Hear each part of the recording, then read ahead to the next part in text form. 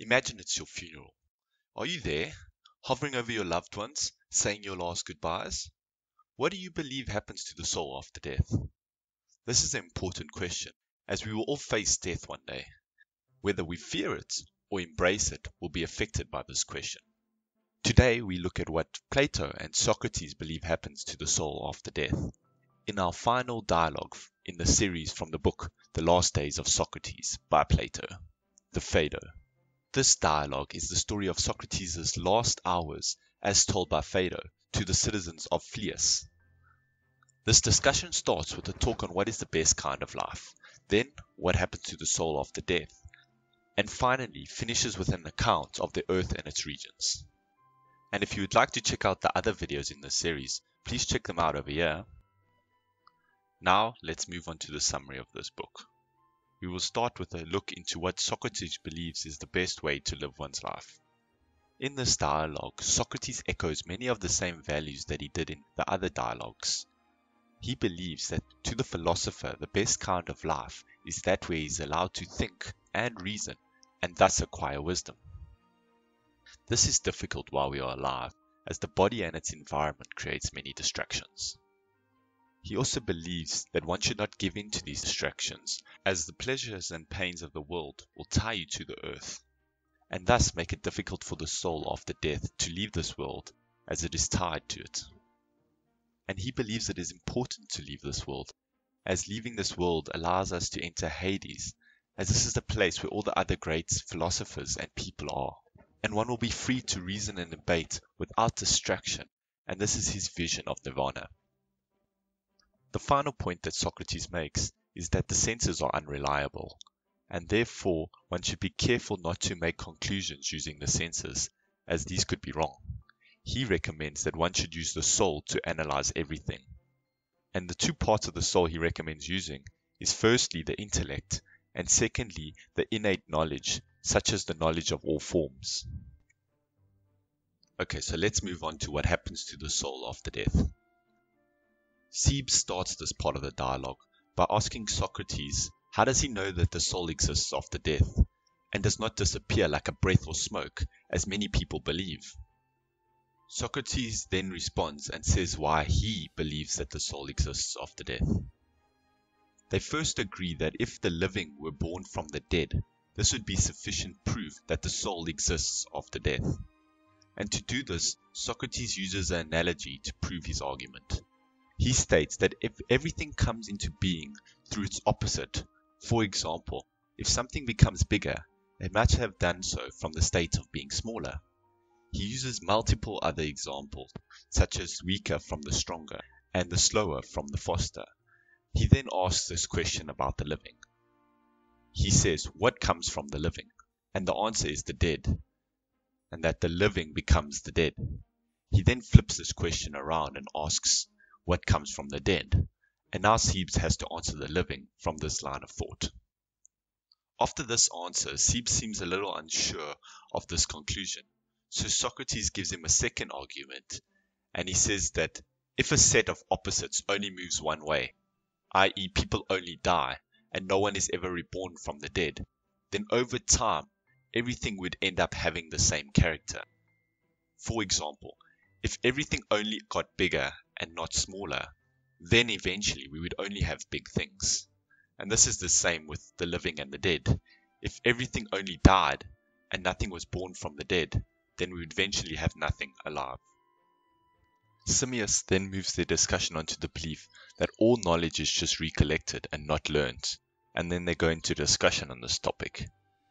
Here he talks about recollection. On seeing, hearing, or perceiving something, you not only recognize that thing, but also have in mind a second thing as well, the knowledge of which is not the same as the first.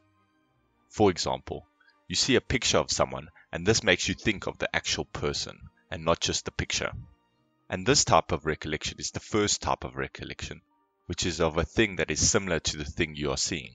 The second type of recollection is that starts from things unlike the thing you are seeing. For instance, a lover's favorite coat can cause you to recollect the lover just by seeing their coat. And when this recollection occurs, we can always tell if the thing we're experiencing is in any way less than the thing we originally remember. And from this, he goes on to say that we must have an innate knowledge of the perfect version of everything, whether it be beauty, knowledge, etc. And then we compare all other things to this thing.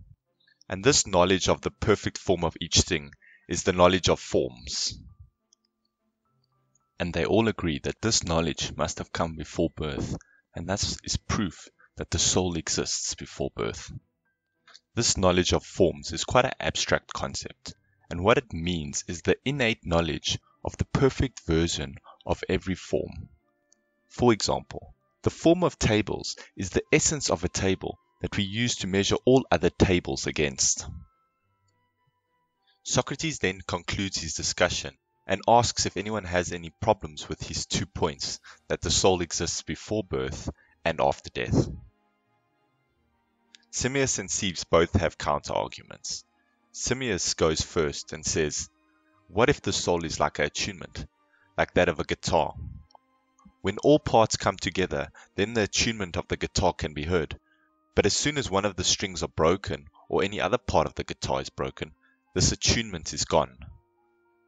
So just like an attunement of the guitar, the soul is the first thing to disappear when the body dies.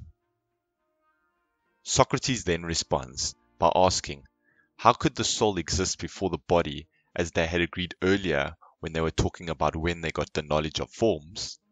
If it was an attunement, it would not exist before all the parts came together, and therefore could not exist before the body.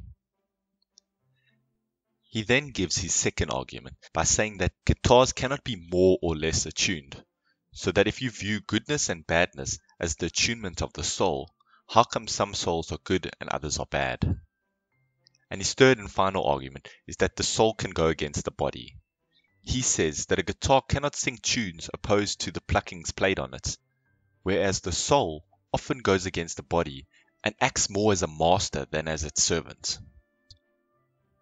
Next, let's look at Cebes' counter-argument. He also uses an analogy to explain his argument. He talks about a weaver and the cloak the weaver makes for himself. He says that the weaver is obviously longer lasting than the cloaks, and will wear out many cloaks before he dies, except for the last one. And he compares the soul to the weaver and the body to the cloaks, and he says that the soul may wear out many bodies before finally perishing itself. Socrates starts his counter to this argument by first establishing that they both agree in forms. He then goes on to talk about opposites, and how opposites can never let in its opposite.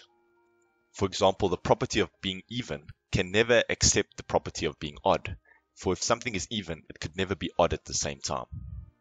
He then takes this example to the soul, and asks Cebes what in the body brings with it aliveness. And Cebes says that only bodies with souls in it will be alive, and that always when a body has a soul, it will be alive.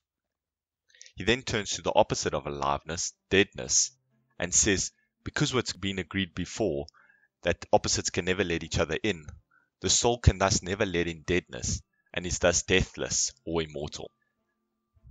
And then the final thing that is discussed is the afterlife and how the earth actually works. And then the dialogue finishes with the death scene where Socrates takes the poison. Thanks for watching, and I look forward to seeing you in future videos.